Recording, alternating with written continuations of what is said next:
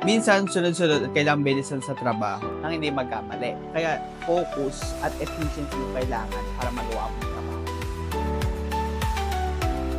May sistema lang ako. Make sure ko na tama yung quality, quantity, bago siya ipadala or pick upin ng mga nagpi-pick up. Mas okay na yung sigurado kaysa magkamali ka, di ba?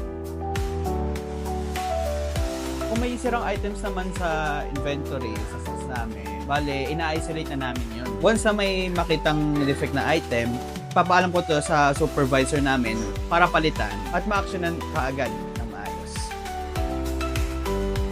Dapat masipag, maingat, at mabilis ka gumalaw. Kasi sa logistics ay teamwork, kaya mahalagang coordination para maging maayos ang buong proseso.